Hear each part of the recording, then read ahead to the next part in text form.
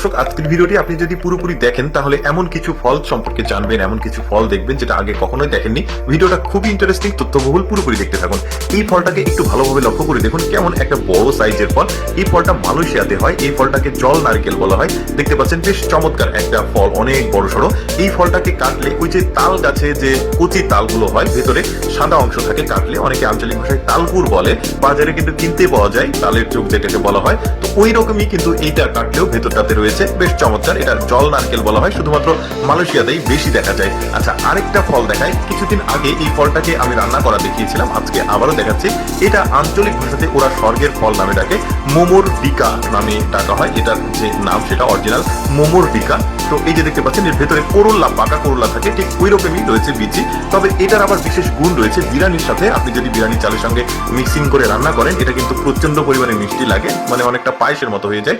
এবার একদমই ব্যতিক্রম একটা গাছ দেখায় আপনাদেরকে, একটু ভালোভাবে যদি লক্ষ্য করেন। গাছটা গোল, এটার আবার বিশেষ কিছু কারণ রয়েছে এই গাছের স্পেশালিটির। এটাকে সিলভার ফ্যান ঘাস বলা হয়, আবার সিলভার ডলার ফুল বলা হয়, আবার এটাকে বড় সোনার মুদ্রা ঘাস নামেও ডাকা হয়। না, এক একটার এক একটা নাম আছে। এই গাছটা যখন একদমই শুকিয়ে যায়, এটার উপরের অংশ চাপ দিলে ময়লাটা চলে যায়, আর এটা একদম চকচকে সিলভার কালার হয়ে যায়। এবং এটা কিন্তু টবে রেখে বাড়ির সৌন্দর্য বৃদ্ধি করা যায়। দেখুন কি চমৎকার লাগছে, যে টবে রেখেছে। দারুণ একটা এরকম গাছ ফল কিন্তু অনেকে আগে কখনো দেখেনি। আমি আজকে আপনাদেরকে দেখাচ্ছি, দেখতে থাকুন। এই ফলটাকে দেখুন। প্রথমে গাছটা দেখাই, বেশ চমৎকার একটা গাছ, চিকন, একদম উপর দিকে চলে গেছে।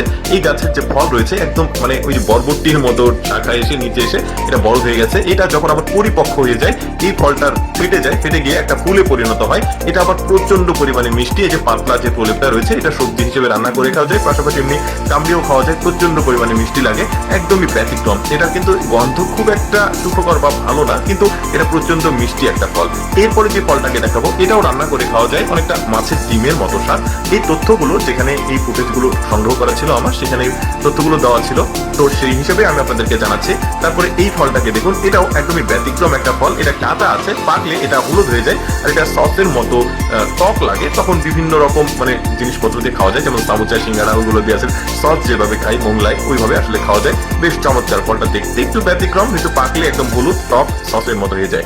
দর্শক, কেমন লাগলো আজকের এই ব্যতিক্রম ফলের ভিডিওটি কমেন্ট করে জানাবেন। আর এরকম তথ্যবহুল ব্যতিক্রম ভিডিও প্রতিদিন দেখতে আমাদের পেজটি ফলো রাখুন।